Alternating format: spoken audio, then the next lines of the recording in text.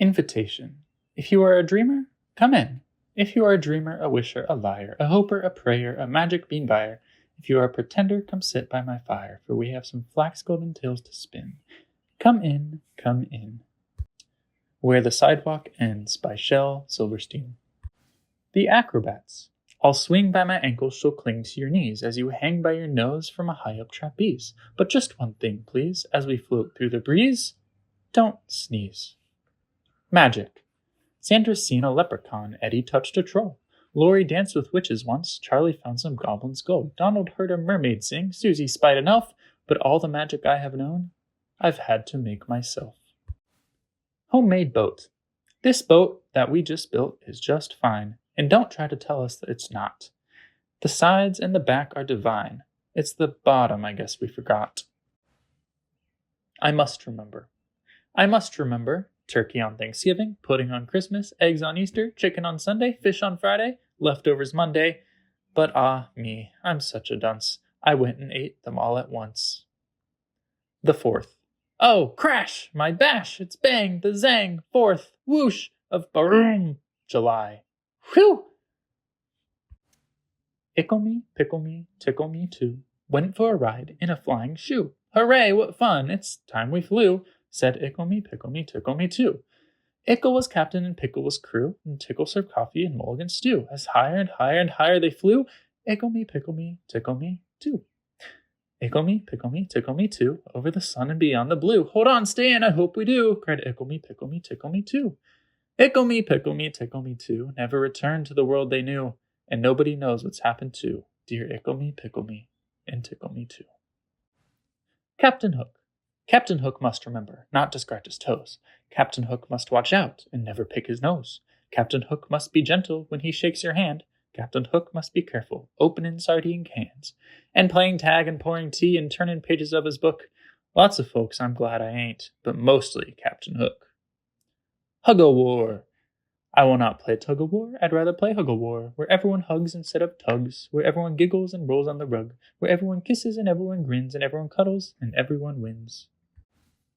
I am writing these poems from inside a line, and it's rather dark in here, so please excuse the handwriting, which may not be too clear. But this afternoon by the lion's cage, I'm afraid I got too near, and I'm writing these lines from inside a line, and it's rather dark in here. Orchestra. So you haven't got a drum, just beat your belly. So I haven't got a horn, I'll play my nose. So we haven't any cymbals, we'll just slap our hands together. And though there may be orchestras that sound a little better, with their fancy shiny instruments that cost an awful lot, hey, we're making music twice as good by playing what we've got. Flag. 1 star is for Alaska, 1 star is for Nebraska, 1 star is North Dakota, 1 star is Minnesota. There are lots of other stars, but I forget which ones they are. Colors. My skin is kind of sort of brownish, pinkish, yellowish, white. My eyes are grayish, bluish, green, but I'm told they look like orange in the night. My hair is reddish, blondish, brown, but it's silver when it's wet. And all the colors I am inside have not been invented yet. The loser. Mama said I'd lose my head if it wasn't fastened on. Today I guess it wasn't, because while playing with my cousin, it fell off and rolled away, and now it's gone. And I can't look for it, because my eyes are on it, and I can't call to it, because my mouth is on it. Couldn't hear me anyway, because my ears are on it. Can't even think about it, because my brain is in it. So I guess I'll sit down on this rock and rest for just a minute. Joey. Joey took a stone and knocked down the sun, and whoosh, it sizzled down so hard, and bloop, it bounced in his backyard, and glunk, it landed on his toe. And the world was dark, and the corn wouldn't grow, and the wind wouldn't blow, and the cock wouldn't crow, and it was always night, night, night, all because of a stone and Joe. Listen to the mustn'ts. Listen to the mustn'ts, child. Listen to the don'ts. Listen to the shouldn'ts. Listen to the impossibles, the won'ts. Listen to the never haves. Then listen close to me. Anything can happen, child. Anything can be. Jimmy Jet and his TV set. I'll tell you the story of Jimmy Jet, and you know what I tell you is true. He loved to watch his TV set almost as much as you.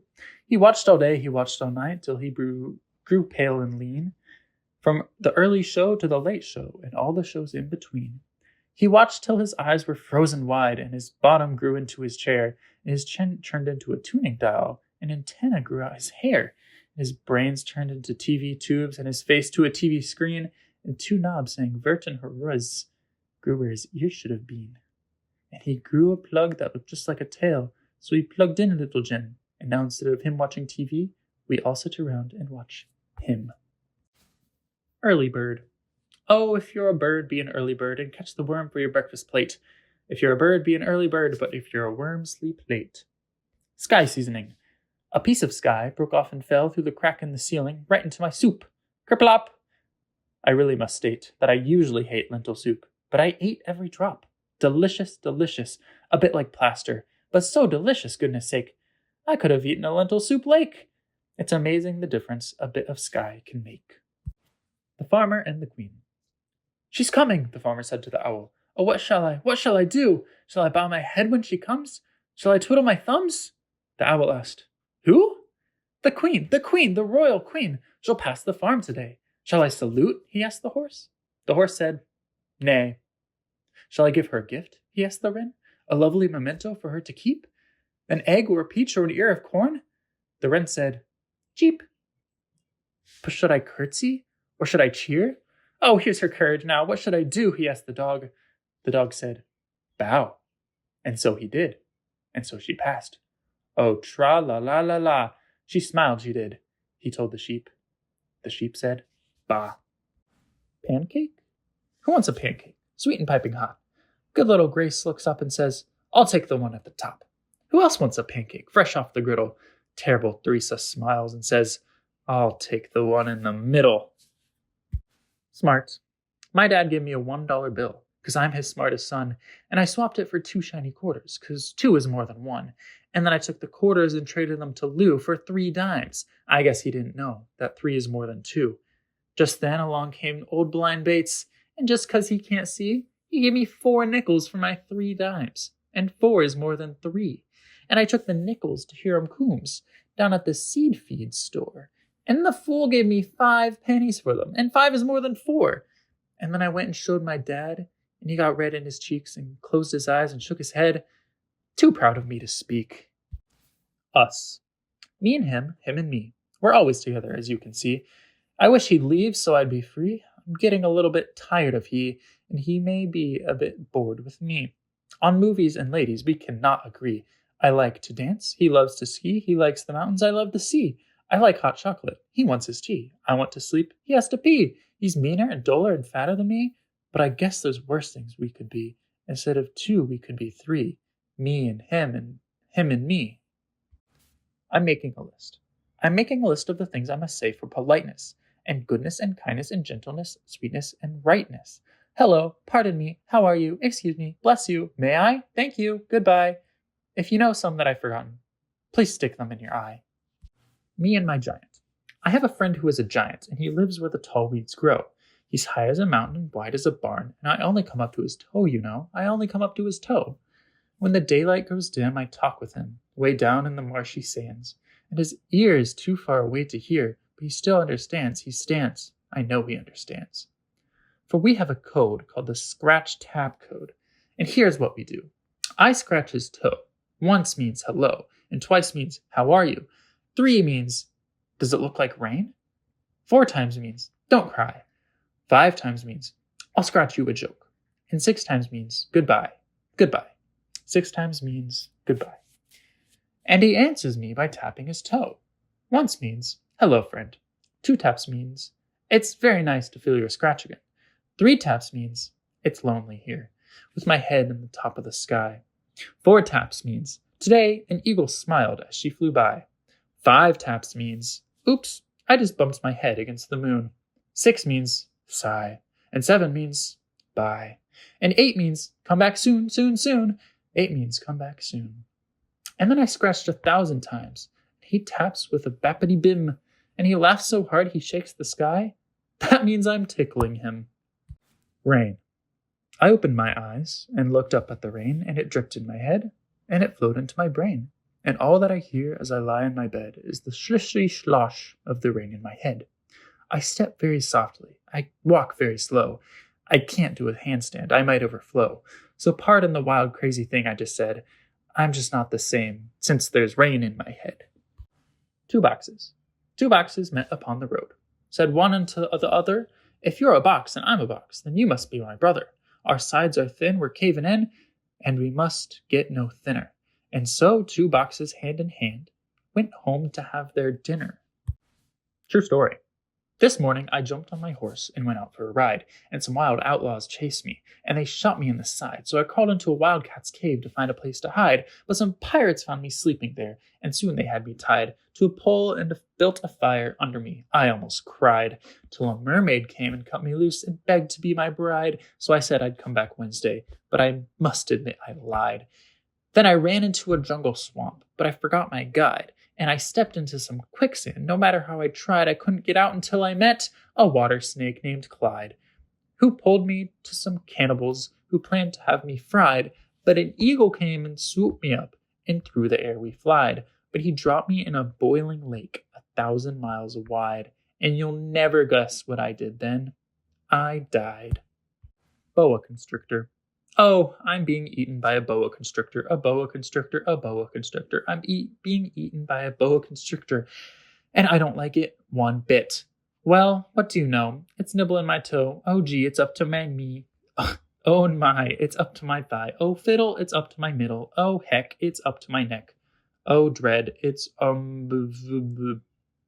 Hector the Collector.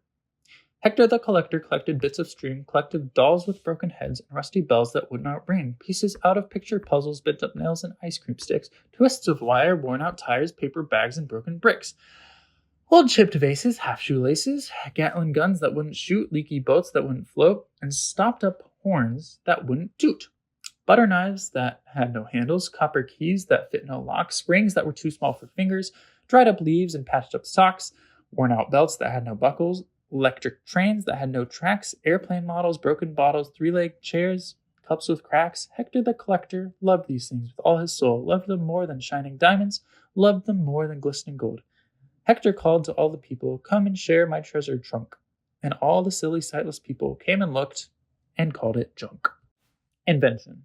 I've done it. Guess what I've done? Invented a light that plugs into the sun. The sun is bright enough, the bulb is strong enough, but oh, there's only one thing wrong. The cord ain't long enough. The Googies are coming. The Googies are coming, the old people say, to buy little children and take them away. 50 cents for fat ones, 20 cents for lean ones, 15 cents for dirty ones, 30 cents for clean ones, a nickel each for mean ones. The Googies are coming, and maybe tonight, to buy little children and lock them up tight. 80 cents for husky ones, quarter for the weak ones, penny for the noisy ones, $1 for the meek ones, 40 cents for happy ones, 11 cents for sad ones, and kitties, when they come to buy, it won't do any good to cry. But just between yourself and I, they never buy the bad ones. For sale. One sister for sale. One sister for sale. One crying and spying young sister for sale. I'm really not kidding, so who will start bidding? Do I hear $1, a nickel, a penny? Oh, isn't there any one kid who will buy this old sister for sale, this crying and spying young sister for sale? Sleeping sardines. I'm tired of eating just beans, says I, so I opened a can of sardines. But they started to squeak. Hey, we're trying to sleep. We were snuggled up tight till you let in the light, you big silly sap. Let us finish our nap, now close up the lid. So that's what I did. Will somebody please pass the beans? 1 inch tall. If you were only 1 inch tall, you'd ride a worm to school. The teardrop of a crying ant would be your swimming pool. A crumb of cake would be a feast, and last you 7 days at least. A flea would be a frightening beast if you were 1 inch tall. If you were only 1 inch tall, you'd walk beneath the door, and it would take about a month to get down to the store. A bit of fluff would be your bed. You'd swing upon a spider's thread and wear a thimble on your head if you were 1 inch tall. You'd surf across the kitchen sink upon a stick of gum. You couldn't hug your mama. You'd just have to hug her thumb. You'd run from people's feet in fright. To move a pen would take all night. This poem took 14 years to write, 'cause I'm just 1 inch tall. Enter this deserted house. But please walk softly as you do. Frogs dwell here, and crickets too. Ain't no ceiling, only blue. Jays dwell here, and sunbeams too. Floors are flowers, take a few. Ferns grow here, and daisies too. Whoosh, swoosh, to wit, to woo. Bats dwell here, and hoot owls too. Ha ha ha, hee hee, hoo hoo. Gnomes dwell here, and goblins too. And my child, I thought you knew, I dwell here, and so do you. Sick. "I cannot go to school today," said little Peggy Ann McKay. "I have the measles and the mumps, a gash, a rash, and purple bumps. My mouth is wet, my throat is dry, I'm going blind in my right eye, my tonsils are as big as rocks, I've counted 16 chicken pox. And there's one more, that's 17. And don't you think my face looks green? My leg is cut, my eyes are blue. It must be instamatic flu. I cough and sneeze and gasp and choke. I'm sure that my left leg is broke. My hip hurts when I move my chin, my belly button's caving in, my back is wrenched, my ankle sprained, my appendix pains every time it rains. My nose is cold, my toes are numb, I have a sliver in my thumb, my neck is stiff, my voice is weak, I hardly whisper when I speak, my tongue is filling up my mouth, I think my hair is falling out, my elbow's bent, my spine ain't straight, my temperature is 108, my brain is shrunk, I cannot hear, there is a hole inside my ear, I have a hangnail, and my heart is, what? What's that? What's that you say? You say today is Saturday? Goodbye, I'm going out to play. Upstairs. There's a family of wrens who live upstairs, upstairs, upstairs. Inside my hat I'll cozy in, my hair, my hair, my hair. I've moved a dozen times and still they're there. I'd like to get away from them, but where? This hat just isn't big enough to share. But now I see you're bored and you don't care about the wrens who live inside. My hair, my hair, my hair. The garden. Old man Simon planted a diamond, grew hisself a garden the likes of none. Sprouts all growin', comin' up glowin', fruits of jewels all shinin' in the sun, colors of the rainbow, see the sun and rain grow, sapphires and rubies on ivory vines, grapes of jade just ripenin' in the shade, just ready for the squeezin' into green jade wine. Pure gold corn there, blown in the warm air, old crow nibblin' on the amethyst seeds.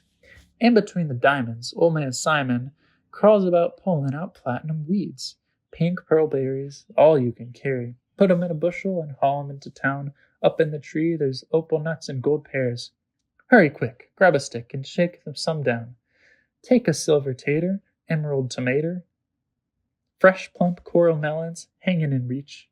Old man Simon, diggin' in his diamonds, stops and rests and dreams about one real peach. Jumping rope.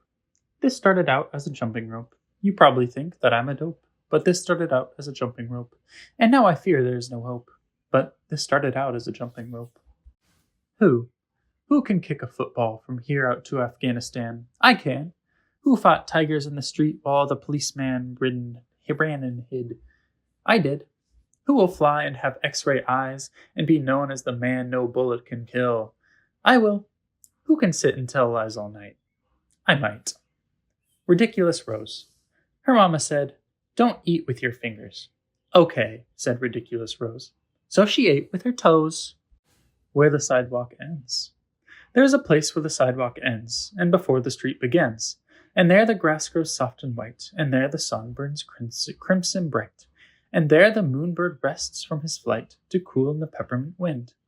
Let us leave this place where the smoke blows black, and the dark street winds and bends. Past the pits where all the asphalt flowers grow, we shall walk with a walk that is measured and slow, and walk where the chalk-white arrows go to the place where the sidewalk ends. Yes, we'll walk with a walk that is measured and slow, and we'll go where the chalk-white arrows go, for the children they mark and the children they know, the place where the sidewalk ends. Snowman. 'Twas the first day of the springtime, and the snowman stood alone, as the winter snows were melting, and the pine trees seemed to groan. "Ah, you poor, sad, smiling snowman, you'll be melting by and by." Said the snowman, "What a pity, for I'd like to see July. Yes, I'd like to see July, and please don't ask me why. But I'd like to, yes, I'd like to, oh, I'd like to see July." Chirped a robin, just arriving. Seasons come and seasons go, and the greatest ice must crumble when its flowers time to grow. And as one thing is beginning, so another thing must die, and there's never been a snowman who has ever seen July. No, they never see July, no matter how they try. No, they never, ever, never, ever, never see July. But the snowman sniffed his carrot nose and said, "At least I'll try." And he bravely smiled his frosty smile and blinked his coal-black eye. And there he stood and faced the sun, a-blazing from the sky. And I really cannot tell you if he ever saw July. Did he ever see July? You can guess as well as I. If he ever saw July. The crocodile's toothache. The crocodile went to the dentist and sat down in the chair, and the dentist said, "Now tell me, sir, now why does it hurt and where?" And the crocodile said, "I'll tell you the truth, I have a terrible ache in my tooth." And he opened his jaws so wide, that the dentist he climbed right inside. And the dentist laughed, "Oh, isn't this fun?" as he pulled the teeth out one by one. And the crocodile cried, "You're hurting me so! Please put down your pliers and let me go." But the dentist just laughed with a ho ho ho, and he said, "I still have 12 to go." Oops, that's the wrong one, I confess. But what's a crocodile's tooth, more or less? Then suddenly the jaws went snap, and the dentist was gone, right off the map. Now, and where he went, one could only guess. To north or south or east or west. He left no forwarding address. But what's one dentist, more or less? Thumbs. Oh, the thumbsucker's thumb may look wrinkled and wet, and withered and white as snow, but the taste of a thumb is the sweetest taste yet, as only we thumbsuckers know. Wild boar. If you tell me the wild boar has 20 teeth, I'll say, "Why, sure." Or say that he has 33. That number's quite all right with me. Or scream that he has 99. I'll never say that you are lying. For the number of teeth in a wild boar's mouth is a subject I'm glad I know nothing about. Lester. Lester was given a magic wish by the goblin who lives in the banyan tree. And with this wish, he wished for 2 more wishes. So now instead of just 1 wish, he cleverly had 3. And with each one of these, he simply wished for 3 more wishes, which gave him 3 old wishes plus 9 new. And with each of these 12, he slightly wished for 3 more wishes, which added up to 46. Or is it 52? Well, anyway, he used each wish to wish for wishes till he had 5,007,018,034. And then he spread them on the ground and clapped his hands and danced around and skipped and sang and then sat down and wished for more and more and more. They multiplied while other people smiled and cried and loved and reached and touched and felt. Lester sat amidst his wealth, stacked mountain high like stacks of gold, sat and counted and grew old. And then one Thursday night they found him, dead, with his wishes piled around him. And they counted the lot and found that not a single one was missing, all shiny and new. Here, take a few, and think of Lester as you do. In a world of apples and kisses and shoes, he wasted his wishes on wishing. Sarah Cynthia Sylvia Stout would not take the garbage out. Sarah Cynthia Sylvia Stout would not take the garbage out. She'd scour the pots and scrape the pans, candy the yams and spice the hams, and though her daddy would scream and shout, she simply would not take the garbage out. And so it piled up to the ceilings, coffee grounds, potato peelings, brown bananas, rotten peas, chunks of sour cottage cheese. It filled the can, it covered the floor, it cracked the window, blocked the door, with bacon rinds and chicken bones, drippy ends of ice cream cones, prune pits, peach pits, orange peel, gloppy glumps of cold oatmeal, pizza crusts and withered green soggy beans and tangerines, crusts of black burned buttered toast, gristly bits of beefy roasts. The garbage rolled on down the hall, it raised the roof, it broke the wall. Greasy napkins, cookie crumbs, globs of gooey bubble gum, cellophane from green bologna, rubbery, blubbery macaroni, peanut butter caked and dry, curdled milk and crusts of pie, moldy melons, dried up mustard, eggshells mixed with lemon custard, old French fries and rancid meat, yellow lumps of cream of wheat. At last the garbage reached so high that finally it touched the sky, and all the neighbors moved away, and none of her friends would come and play. And finally Sarah Cynthia Stout said, "Okay, I'll take the garbage out." But then, of course, it was too late. The garbage reached across the state, from New York to the Golden Gate, and there in the garbage she did hate. Poor Sarah met an awful fate that I cannot right now relate, because the hour is much too late. But children, remember Sarah Stout, and always take the garbage out. Drats. Can anyone lend me 2 80-pound rats? I want to rid my house of cats. Hat. Teddy said it was a hat, so I put it on. Now Dad is saying, "Where the heck's the toilet plunger gone?" My rules. If you want to marry me, here's what you'll have to do. You must learn how to make a perfect chicken dumpling stew, and you must sew my holy socks and soothe my troubled mind, and develop the knack for scratching my back, and keep my shoes spotlessly shined. And while I rest, you must rake up the leaves, and when it is hailing and snowing, you must shovel the walk, and be still when I talk. And hey, where are you going? Oh, have you heard? Oh, have you heard? It's time for vaccinations. I think someone put salt into your tea. They're giving us 11-month vacations, and Florida has sunk into the sea. Oh, have you heard the president has measles? The principal has just burned down the school. Your hair is full of ants and purple weasels. April Fool. Warning. Inside everyone's nose there lives a sharp-toothed snail. So if you stick your finger in, he may bite off your nail. Stick it farther up inside, he may bite your ring off.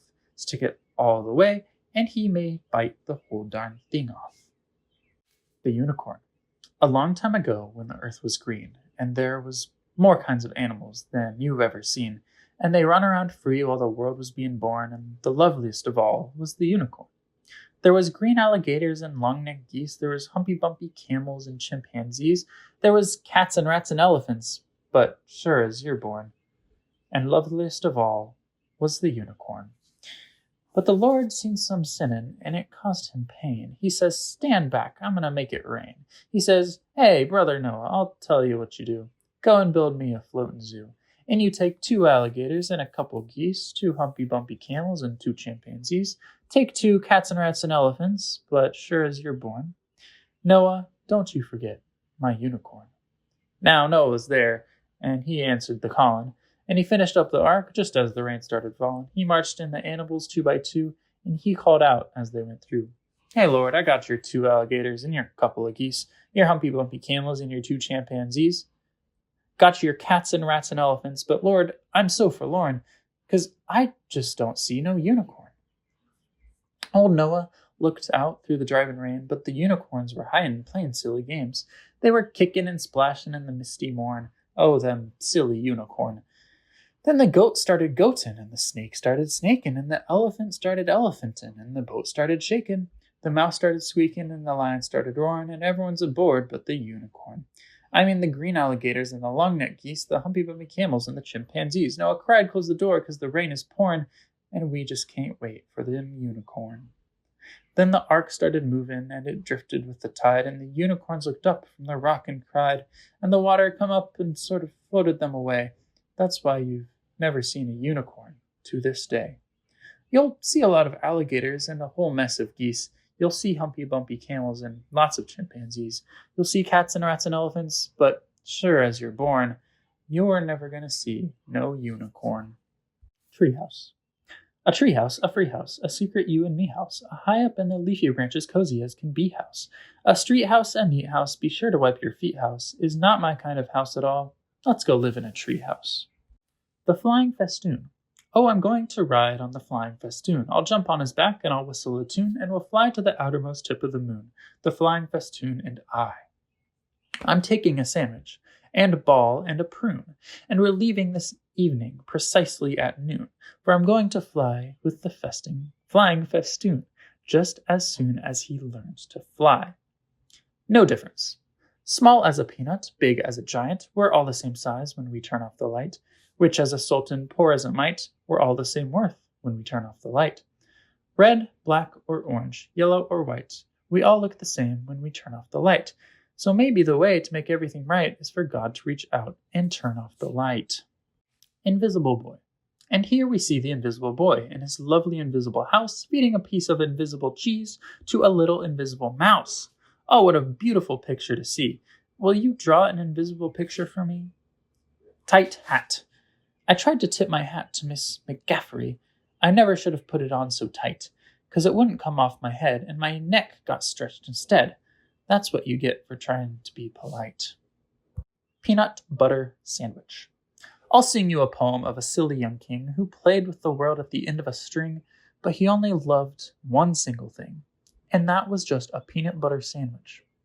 His scepter and his royal gowns, his regal throne and golden crowns were brown and sticky from the mounds and drippings from each peanut butter sandwich.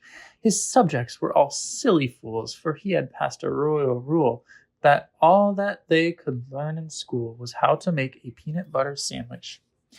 He would not eat his sovereign steak, he scorned his soup and kingly cake, and told his courtly cook to bake an extra sticky peanut butter sandwich. And then one day he took a bite and started chewing with delight, but found his mouth was stuck quite tight from that last bite of peanut butter sandwich. His brother pulled, his sister pried. The wizard pushed, his mother cried, "My boy's committed suicide from eating his last peanut butter sandwich." The dentist came, and the royal doc. The royal plumber banged and knocked, but still those jaws stayed tightly locked. Oh, darn that sticky peanut butter sandwich. The carpenter, he tried with pliers. The telephone man tried with wires. The firemen, they tried with fire, but couldn't melt that peanut butter sandwich.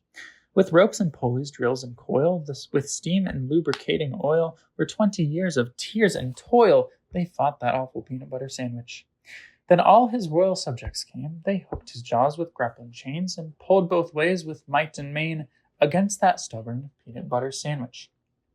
Each man and woman, girl and boy, put down their plows and pots and toys, and pulled until, crack! Oh joy! They broke right through that peanut butter sandwich. A puff of dust, a screech, a squeak. The king's jaw opened with a creak, and then, in voice so faint and weak, the first words that they heard him speak were, "How about a peanut butter sandwich?" Lazy Jane. Lazy, lazy, lazy, lazy, lazy, lazy Jane. She wants a drink of water, so she waits and waits and waits and waits and waits for it to rain. The edge of the world. Columbus said the world is round. Don't you believe a word of that, for I've been down to the edge of the world, sat on the edge where the wild wind whirled, peeked over the ledge where the blue smoke curls, and I can tell you, boys and girls, the world is flat. Santa and the Reindeer. This is the hour, said Santa Claus. The bells ring merrily. Then on his back he slung his pack, and into his sleigh climbed he. On Dancer, on Prancer, on Donner and Blitzen, on Comet and Cupid, cried he, and all the reindeers leaped but one, and that one stood silently. He had pulled the sleigh for 1,000 years, and never a word spoke he. Now he stood in the snow and whispered low, "Oh, what do you have for me?" "I have games and toys for girls and boys," said Santa cheerily. The reindeer stood as if made of wood. "But what do you have for me?" "The socks are hung, the bells are rung," cried Santa desperately. The reindeer winked at a falling star. "But what do you have for me?" Then Santa reached into his beard, and he found a tiny flea, and he put it into the reindeer's ear, and the reindeer said, "For me? Oh, gee!" And into the blue away he flew, away they flew with the flea. And the moral of this Yuletide tale, you know as well as me. The Toucan. Tell me who can catch a toucan? Lucan. Just how few can ride the toucan? Two can. What kind of goo can stick you to the toucan? Glue can. Who can write some more about the toucan? You can. The planet of Mars. On the planet of Mars, they have clothes just like ours, and they have the same shoes and the same laces, and they have the same charms and the same graces, and they have the same heads and same faces, but not in the very same places. Love. Ricky was L, but he's home with the flu.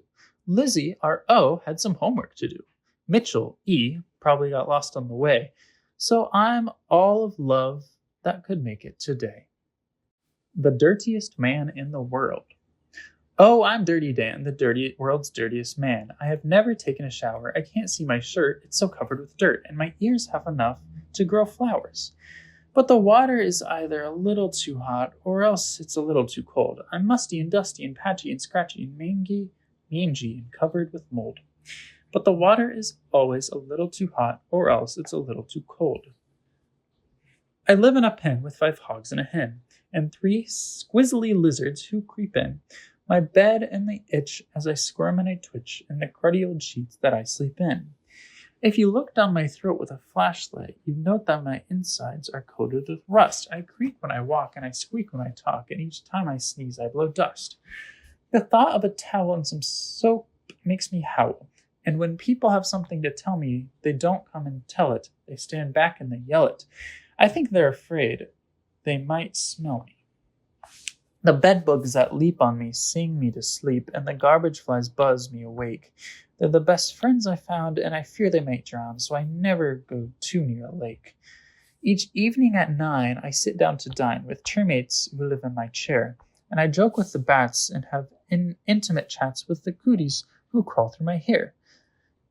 I'd brighten my life if I just found a wife, but I fear that never will be, until I can find a girl gentle and kind, with a beautiful face and a sensitive mind, who sparkles and twinkles and glistens and shines, and who's almost as dirty as me.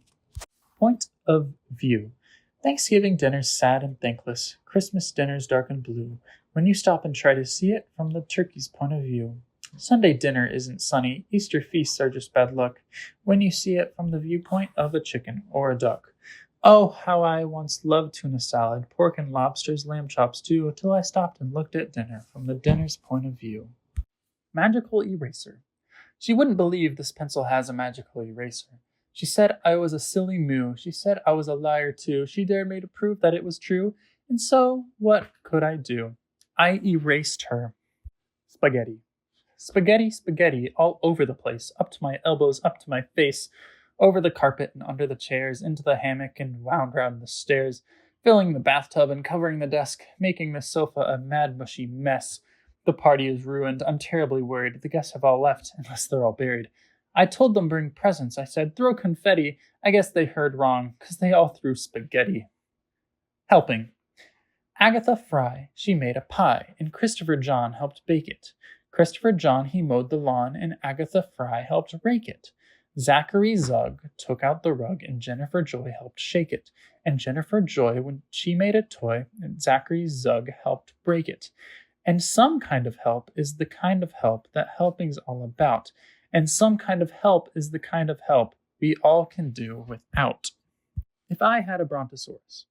If I had a brontosaurus, I would name him Horace or Morris. But if suddenly one day he had a lot of little brontosauri, I would change his name to Lori. Benjamin Bunn. Poor Benjamin Bunn from Wilmington. His buttons will not come undone. He hasn't changed his clothes since last July. And why? 'Cause no one can unbutton him, no matter how they try. Poor guy. And all that he can take off are his socks and shoes and tie. And all that he can do is sit and bite his tongue and cry. And he cannot take a bath, so just lets the water run. And you can't go to the toilet, and you can't get any sun. And life just isn't any fun for Benjamin Bunn from Wilmington, whose buttons will not come undone. The battle. Would you like to hear of the terrible night when I bravely fought the... No? All right. Minnow Minnie, may I ask you if you've noticed, may I ask you if you've seen my Minnow Minnie who was swimming in your Ovaltine? If you've gone and drunken up, dear, and she isn't in the cup, dear, and she's nowhere to be found, dear, do you think she has drowned, dear? The razor-tailed wren.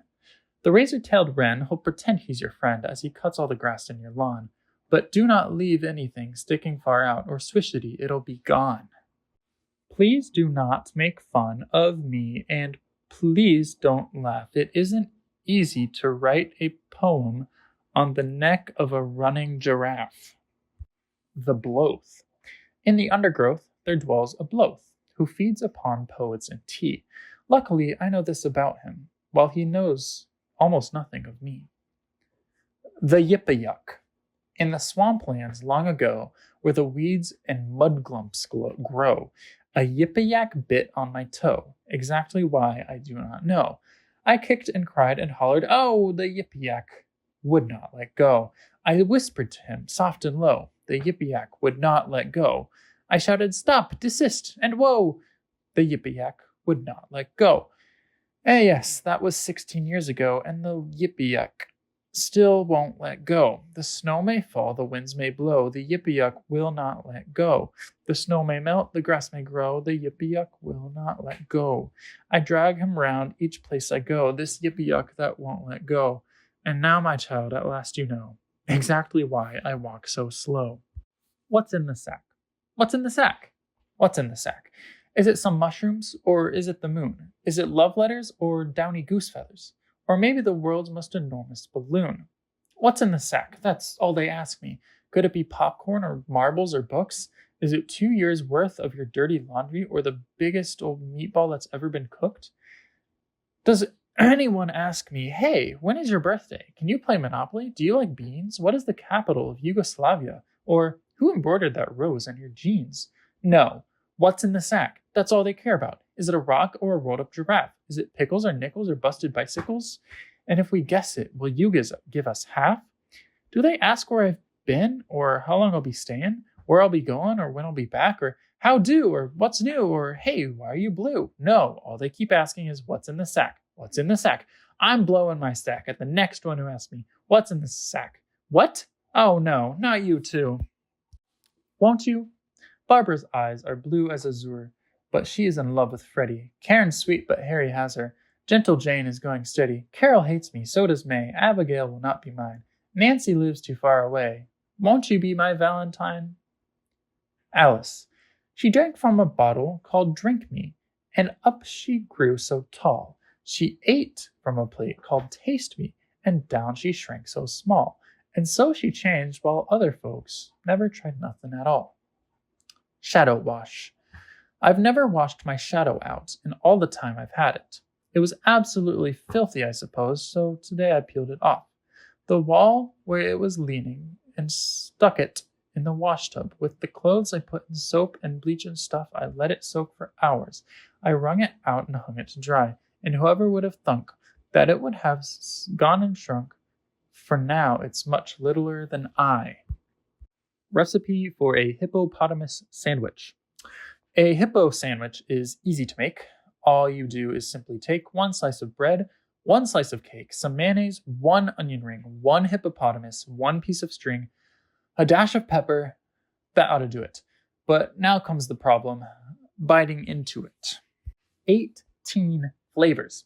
18 luscious, scrumptious flavors: chocolate, lime and cherry, coffee, pumpkin, fudge banana, caramel cream and boysenberry, rocky road and toasted almond, butterscotch, vanilla dip, butter, brickle, apple ripple, coconut and mocha chip, brandy, peach and lemon custard, each scoop lovely, smooth and round, tallest ice cream cone in town, lying there on the ground. Poor Angus. Oh, what do you do, poor Angus, when hunger makes you cry?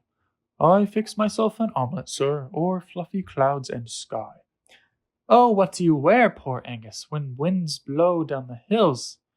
I sew myself a warm cloak, sir, of hope and daffodils. Oh, who do you love, poor Angus, when Catherine's left the moor? Ah, then, sir, then's the only time I feel I'm really poor. What a day! What a day, oh what a day, my baby brother ran away, and now my tuba will not play. And I'm 8 years old and turning gray. Oh, what a day, what a day. Ma and God. God gave us fingers. Ma says, use your fork. God gave us voices. Ma says, don't scream. Ma says, eat broccoli, cereal, and carrots, but God gave us tasties for maple syrup. God gave us fingers. Ma says, use your hanky. God gave us puddles. Ma says, don't splash. Ma says, be quiet, your father is sleeping. But God gave us garbage can covers to crash. God gave us fingers. Ma says, put your gloves on. God gave us raindrops. Ma says, don't get wet. Ma says, be careful and don't get too near to those strange, lovely dogs that God gave us to pet. God gave us fingers. Ma says, go wash them. But God gave us coal bins and nice dirty bodies. And I ain't too smart, but there's one thing for certain. Either Ma's wrong or else God is. Bang clang. I'm Big Barney Zang of the Railroad Gang. My partner is Charlie O'Flynn, and I hold the nails for the big steel rails, and Charlie, he hammers them in. And most of the time he does just fine, but now and again he fails. Maybe tomorrow I'll hammer him in and let Charlie hold the nails. Traffic light. The traffic light simply would not turn green, so the people stopped to wait, as the traffic rolled and the wind blew cold, and the hour grew dark and late. Zoom-varoom, trucks and trailers, bikes and limousines, clattering by, me oh my, won't that light turn green? But the days turned to weeks, and the weeks turned to months, and there on the corner they stood, twiddling their thumbs till the changing comes, the way good people should. And if you walk by that corner now, you may think it's rather strange to see them there as they hopefully gaze with the very same smile on their face, as they patiently stand in the very same place and wait for the light to change. Me stew. I have nothing to put in my stew, you see, not a bone or a bean or a black-eyed pea, so I'll climb in the pot to see if I can make a stew out of me. I'll put in some pepper and salt and I'll sit. In the bubbling water I won't scream a bit. I'll sing while I simmer, I'll smile while I'm stewing, I'll taste myself often to see how I'm doing. I'll stir me around with this big wooden spoon and serve myself up at 1:45. So bring out your stew bowls, you gobblers and snackers. Farewell, and I hope you enjoy me with crackers. Double-tailed dog. Would you like to buy a dog with a tail at either end? He is quite the strangest dog there is in town, though he's not too good at knowing just exactly where he's going. He is very, very good at sitting down. He doesn't have a place to put a collar, and I'll admit it's rather hard to lead him. And he cannot hear you call, for he has no ears at all, but it doesn't cost a single cent to feed him. He cannot bite, he'll never bark or growl, just scratch him on his tails and he'll find it pleasing. But you'll have to take him out for twice as many walks, and I'll bet you can quickly guess the reason. Paul Bunyan. He rode through the woods on a big blue ox. He had fists as hard as chopping blocks, 500 pounds and 9 feet tall. That's Paul. Talk about working. When he swung the axe, you could hear it ring for a mile and a half. Then he'd yell timber, and down she'd fall. For Paul. Talk about drinking. That man's so mean that he'd never drink nothing but kerosene, and a 5-gallon can is a little bit small. For Paul. Talk about tough. Well, he once had a fight with a thunderstorm on a cold, dark night. I ain't saying who won, but it don't storm at all around here. Thanks to Paul. He was 90 years old when he said it with a sigh. I think I'm gonna lay down, right down and die. 'Cause sunshine and sorrow, I've seen it all, says Paul. He says, there ain't no man alive can kill me, ain't no woman round could thrill me, and I think heaven might just be a ball, says Paul. So he died, and we cried. It took 18 men just to bust the ground. It took 24 more just to lower him down. We covered him up, and we figured that was all for Paul. But late one night, the tree started shaking, the dog started howling, the earth started quaking, and out the ground with a hi, y'all, come Paul. He shook the dirt from off his clothes. He scratched his butt and wiped his nose. You know, being dead wasn't no fun at all, says Paul. He says up in heaven they got harps on their knees. They got clouds and wings, but they got no trees. I don't think that's much of a heaven at all, says Paul. So he jumps on his ox with a fare thee well. He says, I'll figure out if there's trees in hell. And he rode away, and that was all we ever seen of Paul. But the next time you hear a timber yell, that's the sound it's coming from the pits of hell. When a weird and devilish ghostly wail, like someone chopping on the devil's tail, then a shout, a call, a crash, a fall, that ain't no mortal man at all. That's Paul. Dancing Pants. And now for the dancing pants, doing their fabulous dance. From the seat to the pleat, they will bounce to the beat. With no legs inside 'em and no feet beneath 'em, they'll whirl and twirl and jiggle and prance, so just start the music and give 'em a chance. Let's have a big hand for the wonderful, marvelous, super sensational, utterly fabulous, talented dancing pants. I won't hatch.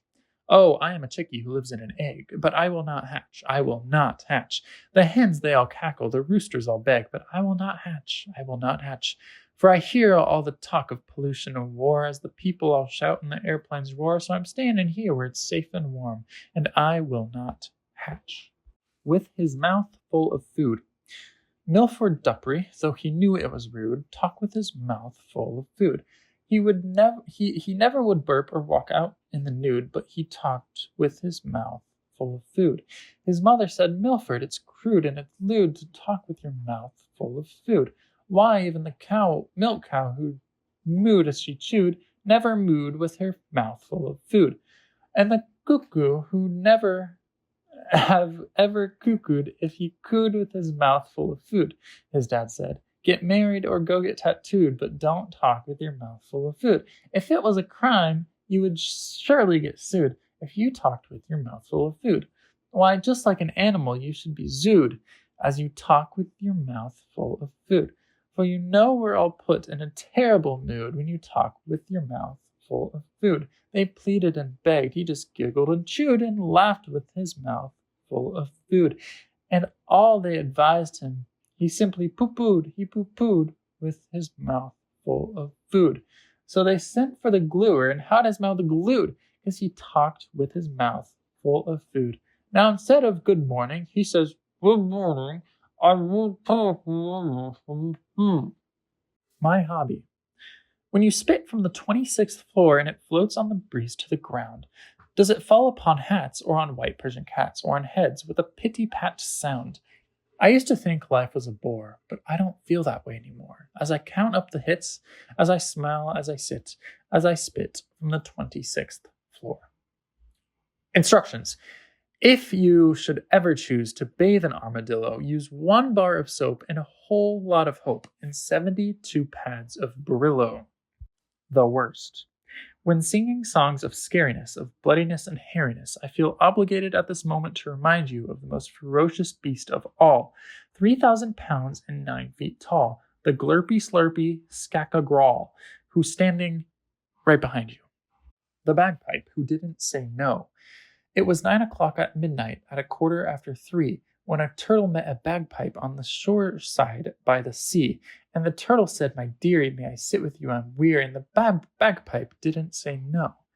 Said the turtle to the bagpipe, "I've walked this lonely shore, I have talked to waves and pebbles, but I've never loved before. Will you marry me today, dear?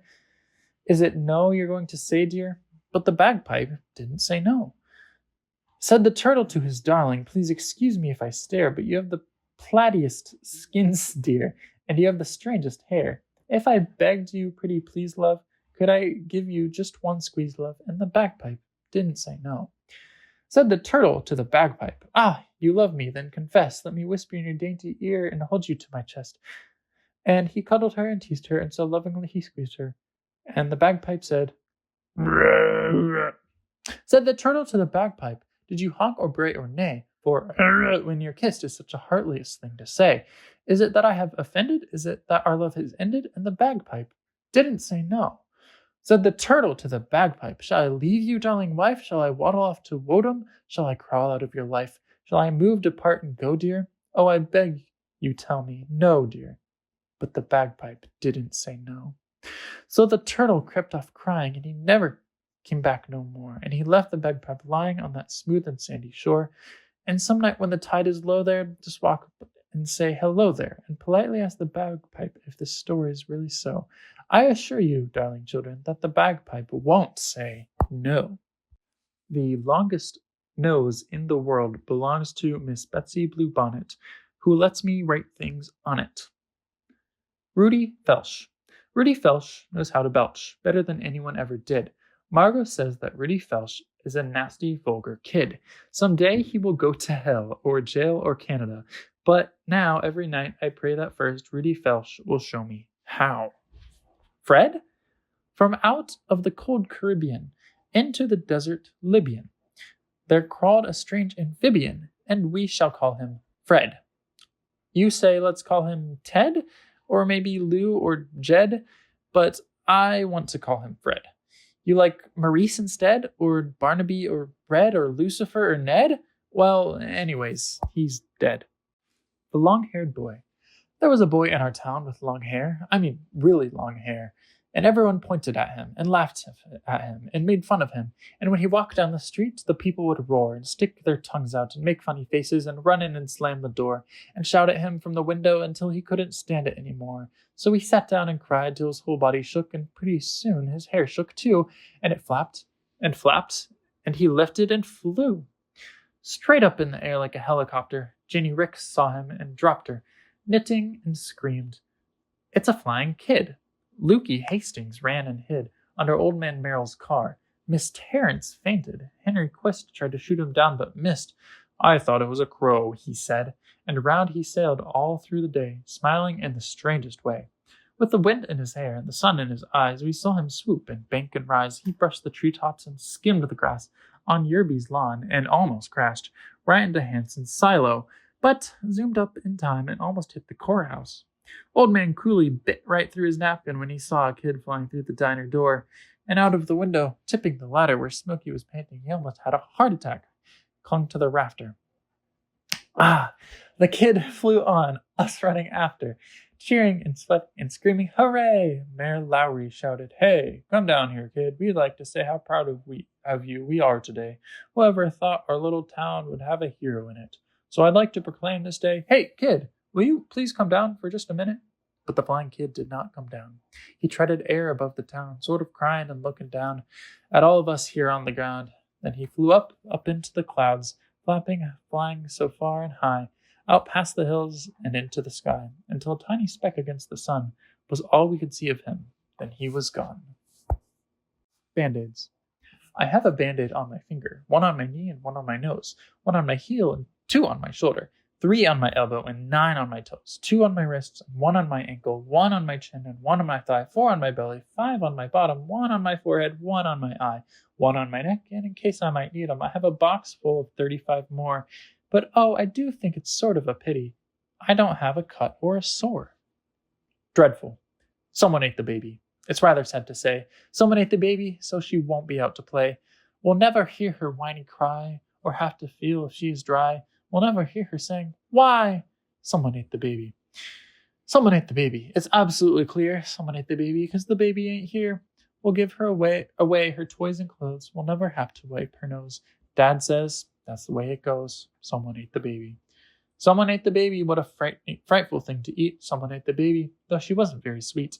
It was a heartless thing to do. The policemen haven't got a clue. I simply can't imagine who would go and eat the baby. Skinny. Skinny McGuinn was so terribly thin that while taking his bath on Sunday night, out popped the plug and sloosh swoosh and glug glug it washed Skinny right down the drain, out of sight.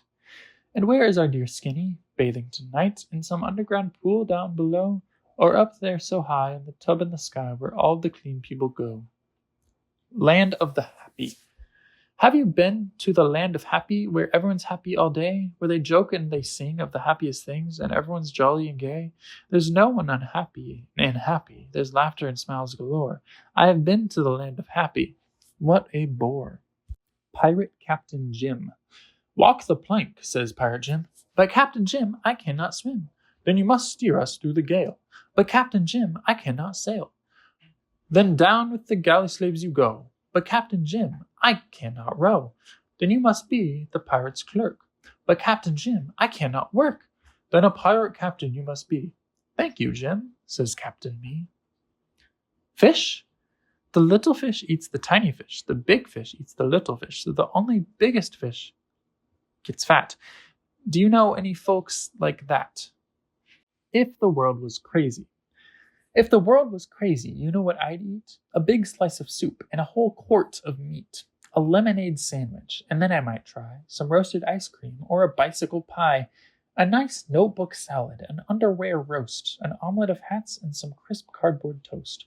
A thick malted milk made from pencils and daisies. And that's what I'd eat if the world was crazy. If the world was crazy, you know what I'd wear? A chocolate suit and a tie of eclair, some marshmallow earmuffs, some licorice shoes, and I'd read a paper of peppermint news. I'd call the boys Susie, and I'd call the girls Harry. I'd talk through my ears, and I'd always carry a paper umbrella for when it grew hazy to keep in the rain if the world was crazy. If the world was crazy, you know what I'd do. I'd walk on the ocean and swim in my shoe. I'd fly through the ground and skip through the air. I'd run down the bathtub and bathe on the stair. When I met somebody, I'd say, "Goodbye, Joe," and when I was leaving, then I'd say hello. And the greatest of men would be silly and lazy, so I would be king if the world was crazy. Stone telling. How do we tell if a window is open? Just throw a stone at it. Does it make noise? It doesn't? Well, it was open. Now let's try another. Crash. It wasn't. Chester. Chester come to school and said, "Dern, I growed another head. Teacher said it's time you knowed. The word is grew instead of growed." The silver fish. While fishing in the blue lagoon, I caught a lovely silver fish, and he spoke to me. "My boy," quoth he, "please set me free, and I'll grant your wish. A kingdom of wisdom, a palace of gold, or all the goodies your fancies can hold." So I said, "Okay," and I threw him free. And he swam away, and he laughed at me, whispering my foolish wish into a silent sea.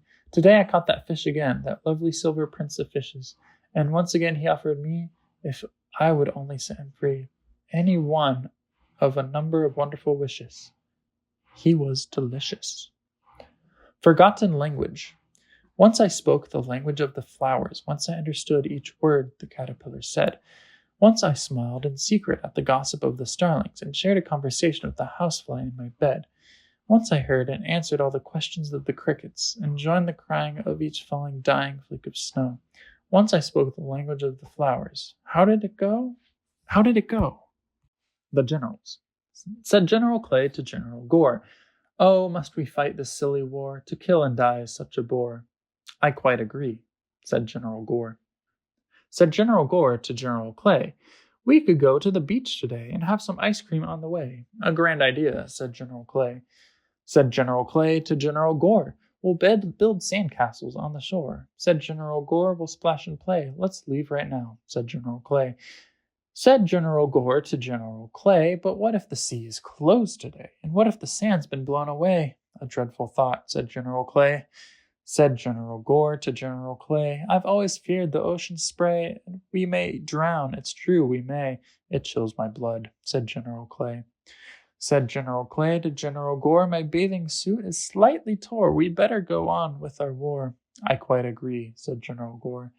Then General Clay charged General Gore as bullets flew and cannons roared, and now, alas, there is no more of General Clay or General Gore. Just me, just me. Sweet Marie, she loves just me. She also loves Maurice McGee. No, she don't. She loves just me. She also loves Louise Dupree. No, she don't. She loves just me. She also loves the willow tree. No, she don't. She loves just me. Poor, poor fool, why can't you see? She can love others and still love thee. Standing on my elbow with my finger in my ear, biting on a dandelion and humming kind of queer. While I watched a yellow caterpillar creeping up my wrist, I leaned on a tree and I said to me, "Why am I doing this?" The one who stayed. You should have heard the old men cry, you should have heard the biddies, when that sad stranger raised his flute and piped away the kiddies. Katie, Tommy, Meg, and Bob skipped gaily. Red-haired Ruth, my brother Rob, and little crippled Bailey. John and Nils and Cousin Claire dancin', spinnin', turnin', 'cross the hills to God knows where, they never came returnin'. 'Cross the hills to God knows where, the piper pranced a-leadin'. Each child in Hamlin town but me, and I stayed home unheedin'. My papa says I was blessed, for if that music found me, I'd be witchcast like all the rest. This town grows old around me, I cannot say I did not hear that sound so haunting hollow. I heard it clear. I was afraid to follow. Melinda May. Have you heard of tiny Melinda May, who ate a monstrous whale? She thought she could, she said she would, so she started in right at the tail.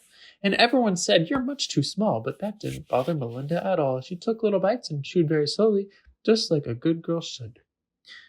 And in 89 years she ate that whale, because she said she would. The Little Blue Engine. The little blue engine looked up at the hill. His light was weak, his whistle shrill. He was tired and small, and the hill was tall, and his face blushed red as he softly said, "I think I can, I think I can, I think I can." So he started up with a chug and a strain, and he puffed and pulled with might and main. He slowly climbed a foot at a time, and his engine coughed as he whispered soft, "I think I can, I think I can, I think I can."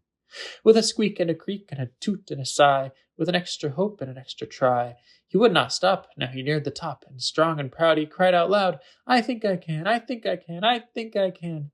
He was almost there when, crash, smash, bash, he slid down and mashed into engine hash on the rocks below, which goes to show, if the track is tough and the hill is rough, thinking you can just ain't enough.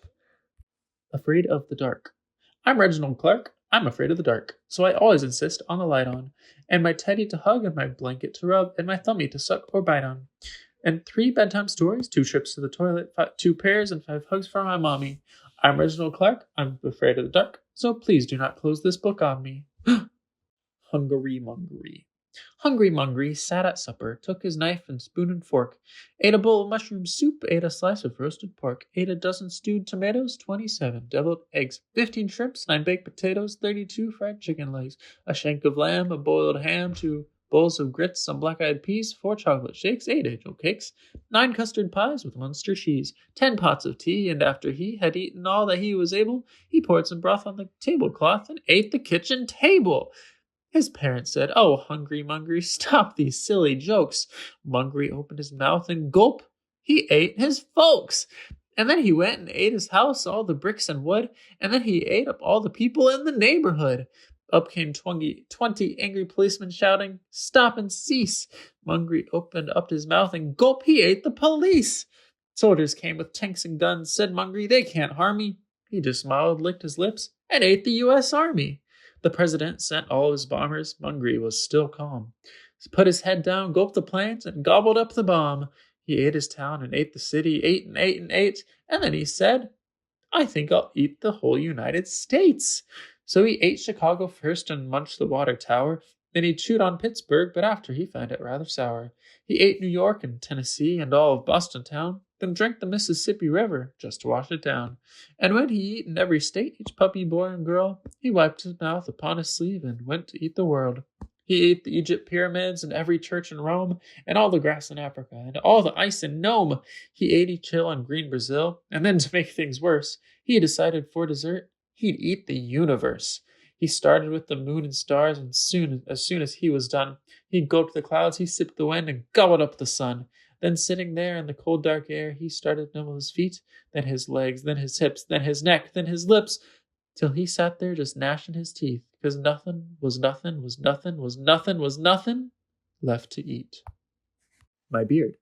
My beard grows to my toes. I never wears no clothes. I wraps my hair around my bear, and down the road I goes. Mary. No one's hanging stockings up, no one's baking pie, no one's looking up to see a new star in the sky, no one's talking brotherhood, and no one's giving gifts, and no one loves a Christmas tree on March the 25th. The search.